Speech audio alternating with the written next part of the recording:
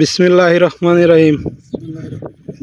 আল্লাহ পরদিগার মাবুদ, রিজিকের মালিক, তুমি আমাদের ফসলের রক্ষার মালিক। তুমি আমাদের ফসলকে রক্ষা করো আর আমাদের উত্তম রিজিক দান করো, আমিন। আলহামদুলিল্লাহ, আমাদের বাঙ্গির বীজ লাগানোর কার্যক্রম অলরেডি আজকে থেকে শুরু করে দিয়েছি আমরা। আর এবছরের বাঙ্গির বীজ লাগানোর কায়দা এবং ধরন একটু ভিন্ন। আর কি কায়দায় এবং কি ধরনে আমরা বাঙ্গি চাষবাস শুরু করেছি সেই সম্পর্কে আজকে আমরা আপনাদের এই ভিডিওর মাধ্যমে দেখানোর চেষ্টা করব ইনশাল্লাহ। এবং বাঙ্গি চাষবাসের কায়দা বিভিন্ন প্রক্রিয়ায় হয়ে থাকে এবং বিভিন্ন ধরনের হয়ে থাকে। আর সব ধরনের প্রক্রিয়া এবং বিভিন্ন ধরনের কায়দা আপনাদের শেখানো এবং দেখানোর চেষ্টা করব। আপনারা যারা বাঙ্গি চাষে উদ্বুদ্ধ, মানে বাঙ্গি চাষ করার জন্য আগ্রহী, তারা আমাদের সাথে থাকতে পারেন। আমাদের সাথে সংযুক্ত থাকলে আমরা আমাদের মেধা, আমাদের জ্ঞানে যতটুকু আছে বাঙ্গি চাষবাসের উপরে, সেই মেধা এবং জ্ঞান আপনাদের সাথে শেয়ার করার চেষ্টা করব এবং আপনিও আমাদের দেখে শিখতে পারবেন ইনশাল্লাহ। তাই কথা না বাড়িয়ে চলে যাচ্ছি ভিডিওর মূল অংশে। তবে ভিডিওর মূল অংশে যাওয়ার আগে আপনাকে বলবো আমাদেরকে ফলো এবং সাবস্ক্রাইব করে রাখুন, যাতে সিজন জুড়ে আপনি আমাদের এই বাঙ্গি চাষ সম্পর্কে জানতে পারেন এবং শিখতে পারেন। আসসালামু আলাইকুম।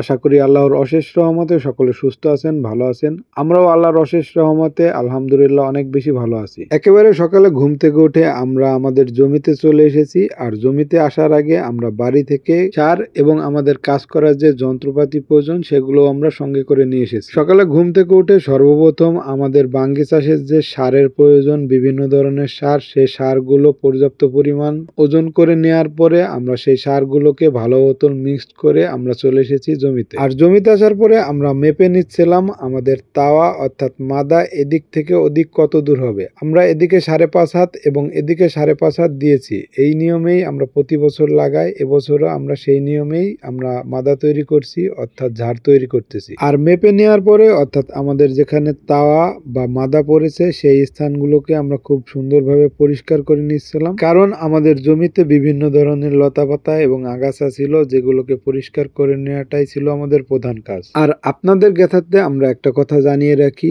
এই যে খিল জমিতে চাষবাস দেখতেছেন, এইভাবে আমরা আগে পরে কখনো চাষবাস করি নাই। এবছরই প্রথম যে আমরা এইভাবে চাষবাস শুরু করেছি। যদিও আমরা প্রতি বছর আমাদের জমি চাষবাসের পরেই আমরা আমাদের বাঙ্গির বীজ বপন করে থাকি, কিন্তু এবছর ভিন্ন কায়দা এবং ভিন্ন পদ্ধতিতেই শুরু করেছি। যাই হোক, নির্দিষ্ট স্থানগুলোর আগাছা পরিষ্কার করার পরে আমাদের মিশ্রণ করা সারগুলো আমরা এইভাবে ছড়িয়ে ছিটিয়ে দিয়েছি। ছড়িয়ে ছিটিয়ে দেওয়া সারগুলোকে এখন আমাদের মাটির সাথে মিক্সড করতে হবে। তাই আমরা একটা বগির সাহায্যে মাটিগুলোকে খুব সুন্দরভাবে মিক্সড করতেছিলাম, মানে মাটিগুলোকে চারপাশ থেকে বগির সাহায্যে খুব সুন্দরভাবে ছোট ছোট কোপ দিয়ে একত্রে করতেছিলাম এবং একটু উঁচু করতেছিলাম। উঁচু করারও একটা কারণ আছে। আমাদের এই যে বাঙ্গির তাওয়া অর্থাৎ মাদা, সেই মাদা যদি একটু নিচু হয়ে যায় তাহলে দেখা যাবে যে বৃষ্টিতে অনেক সময় ক্ষতি হয়ে যায়, অনেক চারা মারা যায়, যে কারণে আমাদের একটু উঁচু করে দিতে হয়। যাই হোক, এক পর্যায়ে আমাদের এই বাঙ্গির তাওয়া অর্থাৎ মাদা তৈরি করার কাজ সম্পূর্ণ হয়ে গেল।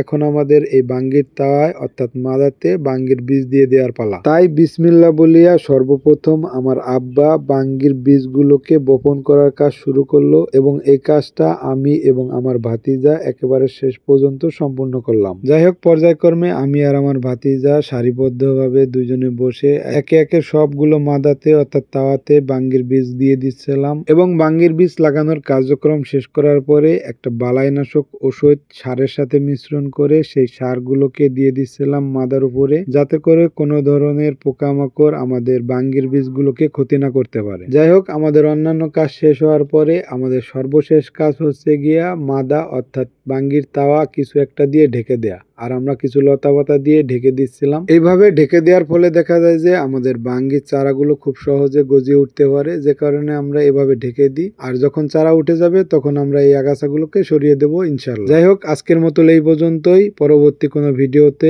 আমাদের আরো অভিজ্ঞতা এবং আরো পরামর্শ শেয়ার করব আপনাদের সাথে। ততক্ষণ অবধি আমাদের সঙ্গে থাকুন, আমাদের ফলো এবং সাবস্ক্রাইব করে রাখুন। এবং ভিডিওটা যদি আপনার ভালো লেগে থাকে অবশ্যই আপনার বন্ধু বান্ধবের সাথে শেয়ার করবেন, যাতে তারাও বাঙ্গি চাষে উদ্বুদ্ধ হয় এবং কিছু শিখতে পারে। এবং আপনি সুস্থ থাকুন, ভালো থাকুন, আপনার চারপাশের মানুষকে ভালো রাখার চেষ্টা করুন। ধন্যবাদ। আল্লাহ হাফেজ। আসসালামু আলাইকুম ওয়া রাহমাতুল্লাহি ওয়া বারাকাতুহু।